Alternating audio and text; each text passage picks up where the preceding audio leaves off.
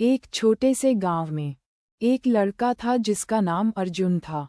अर्जुन की उम्र सिर्फ 12 साल थी, लेकिन उसमें जिज्ञासा और हिम्मत की कोई कमी नहीं थी।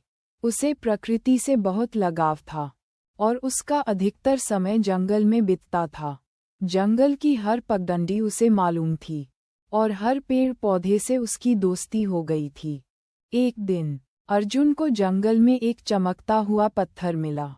पत्थर की चमक इतनी अनोखी थी कि अर्जुन की आंखें कुछ पल के लिए चौंक उठीं। उसने उस पत्थर को अपने हाथ में लिया और तभी उसे हल्की सी गर्माहट महसूस हुई। अर्जुन ने उसे अपनी जेब में रखा और घर लौट आया। उस रात उसने एक सपना देखा।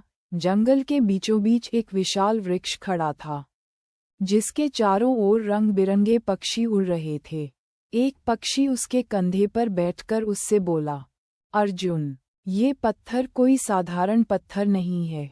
यह एक जादुई पत्थर है जो तुम्हें जंगल की सारी भाषाएं समझने की शक्ति दे सकता है। लेकिन एक शर्त है, इसका प्रयोग सिर्फ अच्छे कामों के लिए करना। अगले दिन अर्जुन ने उस पत्थर को अपनी हथेली पर रखा और महसूस किया कि वह अब पक्षियों, पेड़ों और यहाँ तक कि हवा की भी भाषा समझ सकता है। जंगल के सभी जीव उसे अपने जैसे ही महसूस करने लगे। अर्जुन ने इस शक्ति का उपयोग करना शुरू किया और बीमार पशुओं की मदद करने लगा।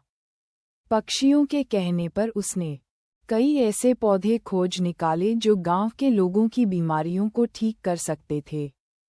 कुछ ही दिनों में अर्जुन की मदद से गांव की स्वास्थ्य स्थिति में सुधार होने लगा।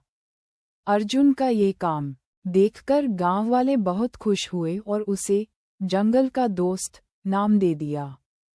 अर्जुन के मन में एक नई संतुष्टि और गर्व था। उसने अपने नए दोस्त जादुई पत्थर को वही जंगल में वापस रख दिया ताकि वह हमेशा के लिए प्रकृति की धरोहर बना रहे।